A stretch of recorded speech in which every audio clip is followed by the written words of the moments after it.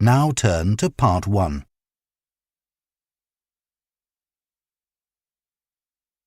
Part 1. You will hear a man asking about voluntary work in the village that he has just moved to. First, you have some time to look at questions 1 to 7. Now listen carefully and answer questions 1 to 7.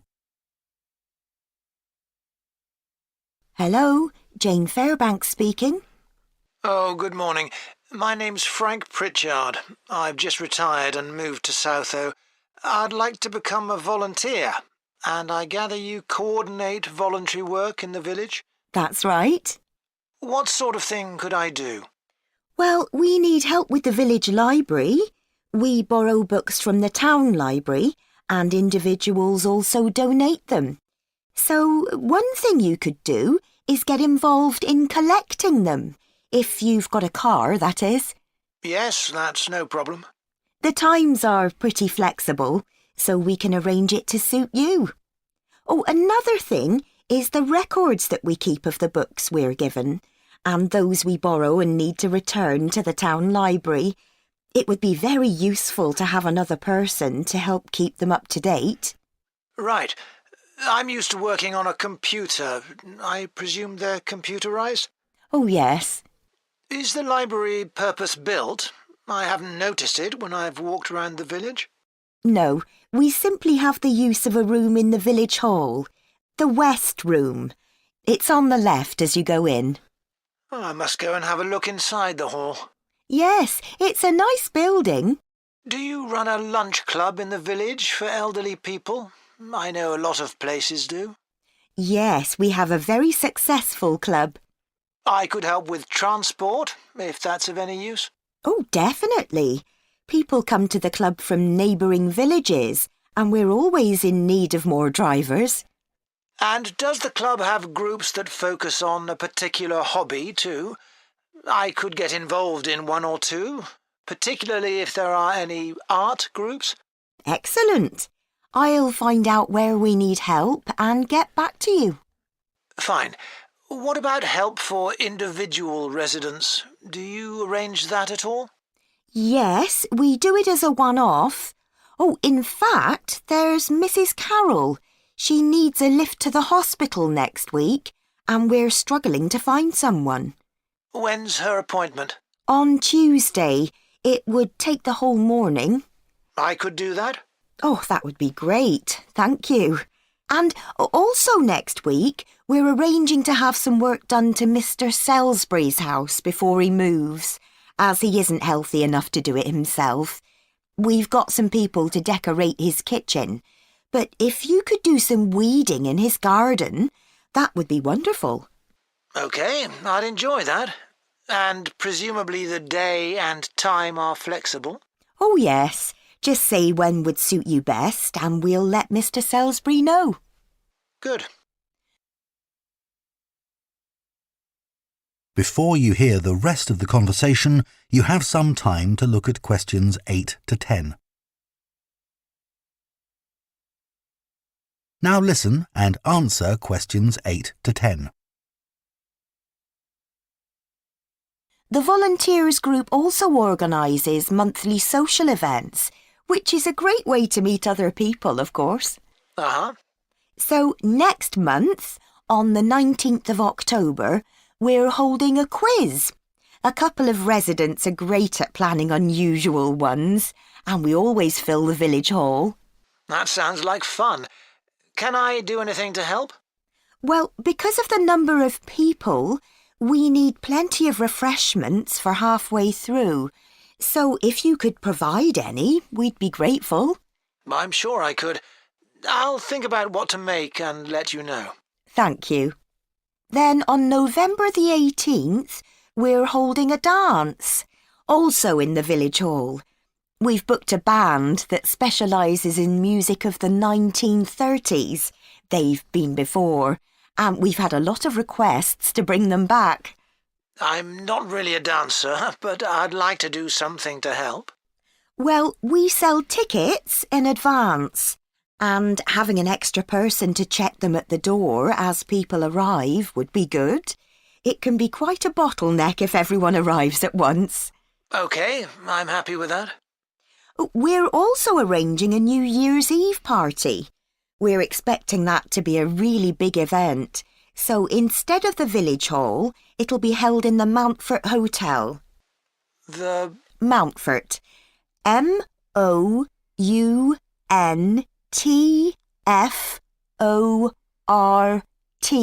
Hotel. It isn't in Southo itself, but it's only a couple of miles away. The hotel will be providing dinner, and we've booked a band. The one thing we haven't got yet is a poster. That isn't something you could do by any chance, is it? Well, actually, yes. Before I retired, I was a graphic designer, so that's right up my street. Oh, perfect. I'll give you the details, and then perhaps you could send me a draft? Of course. That is the end of Part 1. You now have half a minute to check your answers to Part 1.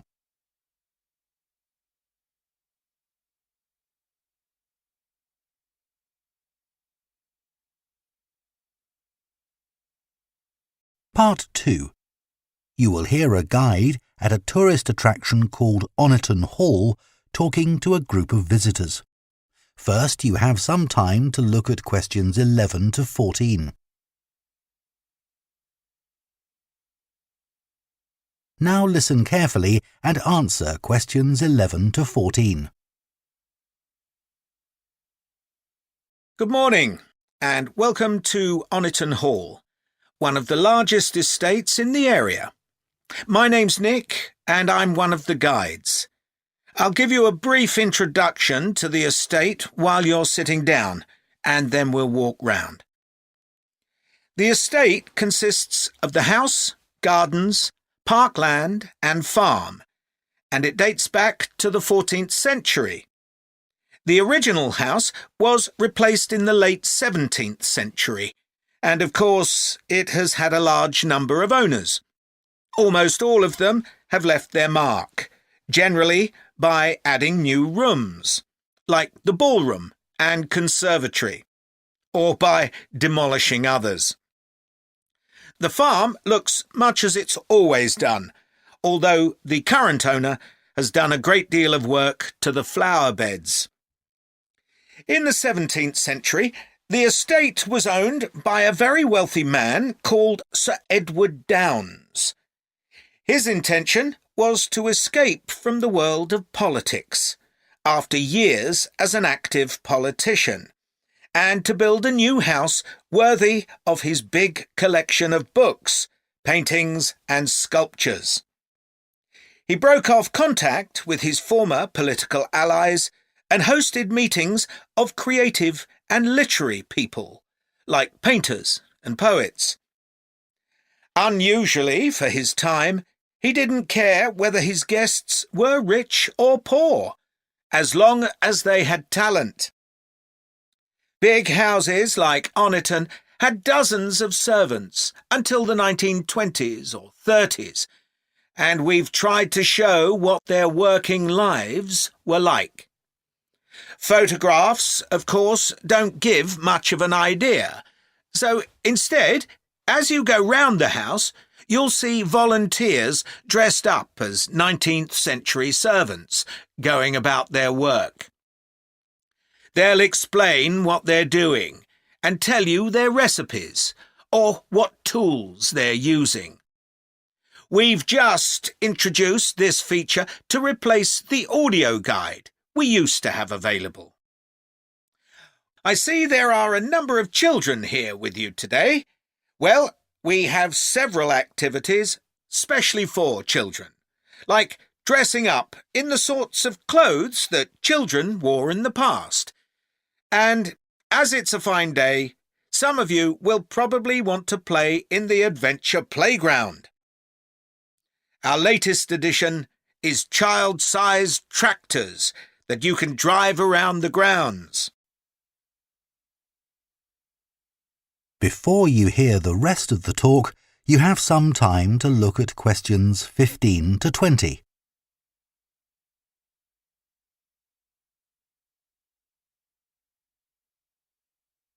Now listen and answer questions 15 to 20. We'll also be going into the farm that's part of the estate, where there's plenty to do.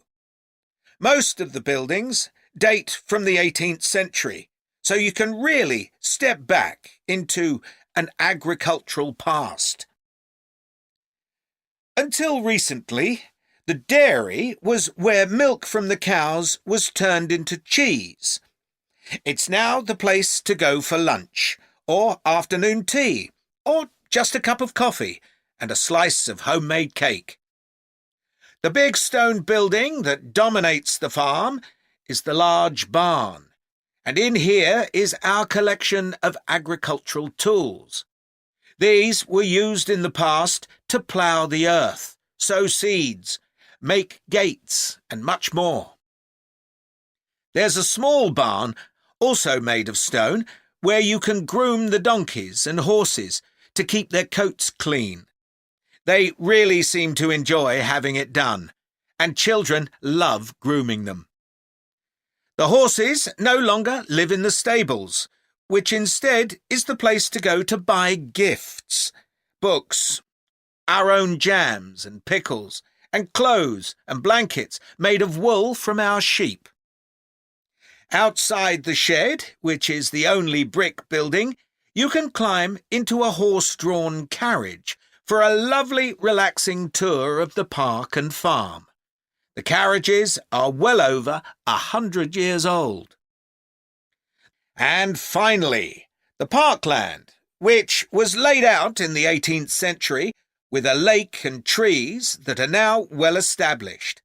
You'll see types of cattle and sheep that are hardly ever found on farms these days.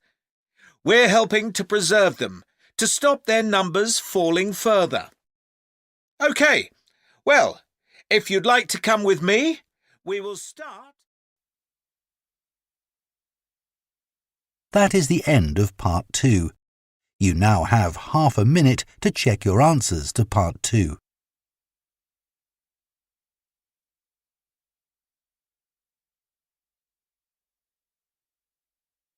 Part 3.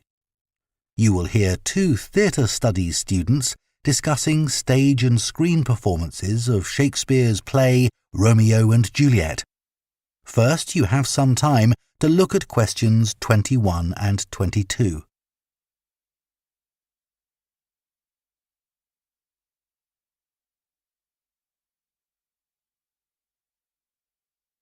Now listen carefully and answer questions 21 and 22. Did you make notes while you were watching the performances of Romeo and Juliet, Gemma? Yes, I did. I found it quite hard, though. I kept getting too involved in the play. Me too. I ended up not taking notes. I wrote down my impressions when I got home. Do you mind if I check a few things with you, in case I've missed anything? And I've also got some questions about our assignment. No, it's good to talk things through. I may have missed things too. OK, great. So, first of all, I'm not sure how much information we should include in our reviews. Right. Well, I don't think we need to describe what happens, especially as Romeo and Juliet is one of Shakespeare's most well-known plays. Yeah, everyone knows the story. In an essay, we'd focus on the poetry and Shakespeare's use of imagery, etc., but that isn't really relevant in a review. We're supposed to focus on how effective this particular production is. We should say what made it a success or a failure. And part of that means talking about the emotional impact the performance had on us. I think that's important. Yes. And we should definitely mention how well the director handled important bits of the play, like when Romeo climbs onto Juliet's balcony. And the fight between Mercutio and Tybalt. Yes. It would also be interesting to mention the theatre space and how the director used it, but I don't think we'll have space in 800 words. No, OK. That all sounds quite straightforward. Before you hear the rest of the discussion, you have some time to look at questions 23 to 30.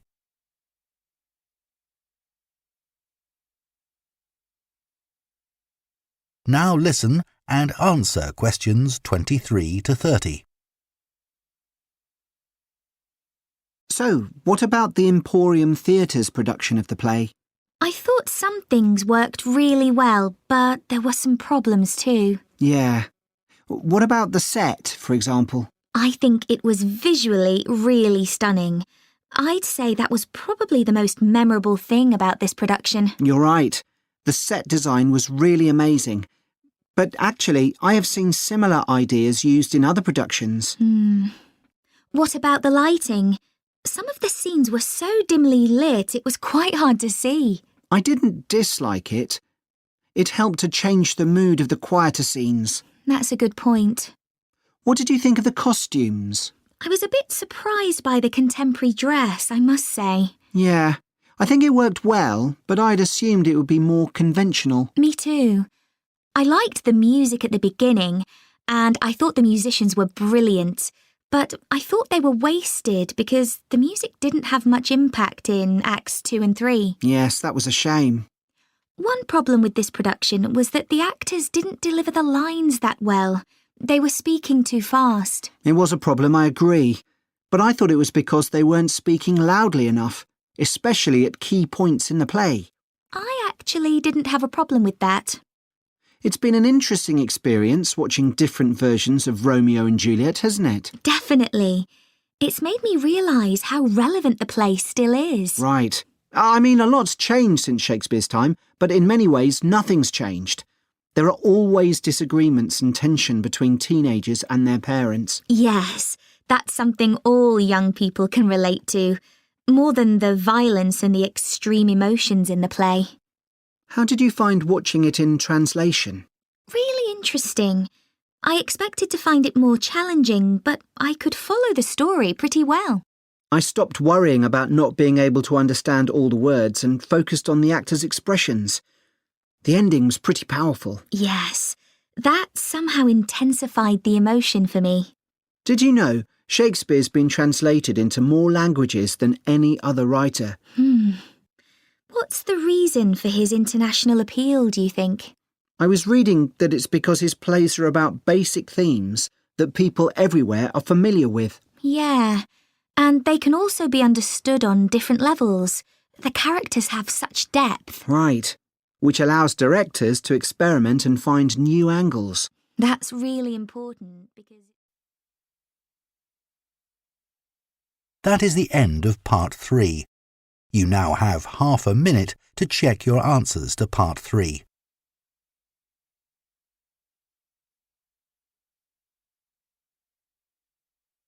Part 4. You will hear a lecturer on a languages course talking about the impact of digital technology on Icelandic, the native language of Iceland. First, you have some time to look at questions 31 to 40.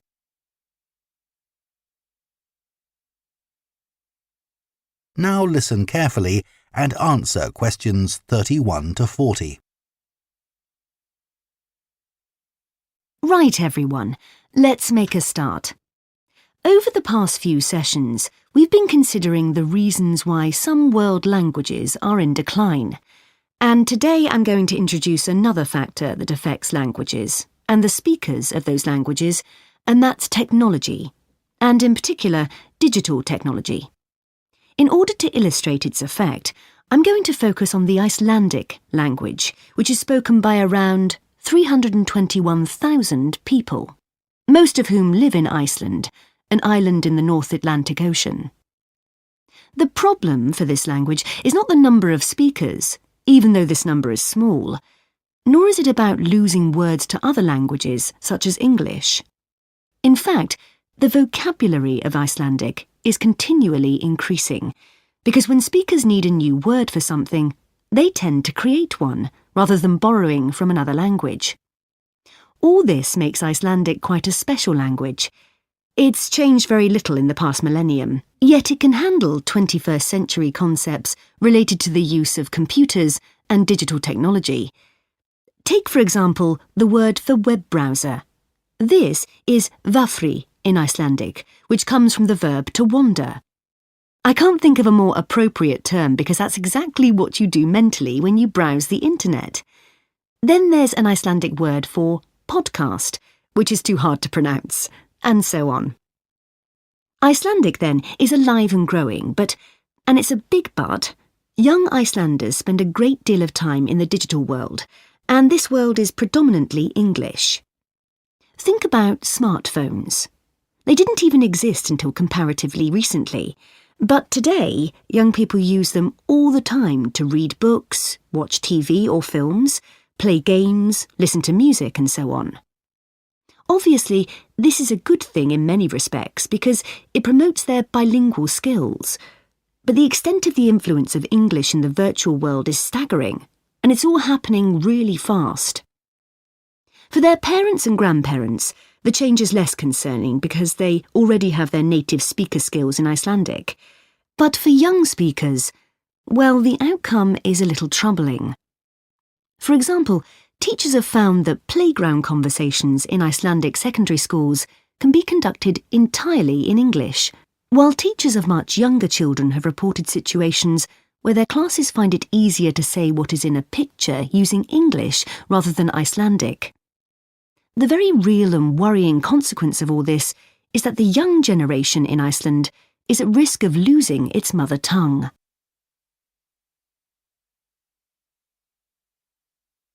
Of course, this is happening to other European languages too.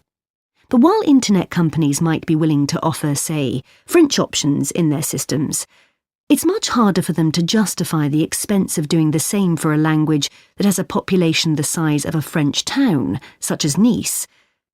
The other drawback of Icelandic is the grammar, which is significantly more complex than in most languages. At the moment, the tech giants are simply not interested in tackling this. So, what is the Icelandic government doing about this?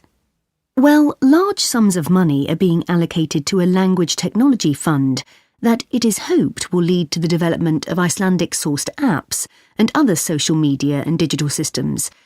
But clearly this is going to be an uphill struggle. On the positive side, they know that Icelandic is still the official language of education and government. It has survived for well over 1,000 years, and the experts predict that its future in this nation-state is sound and will continue to be so.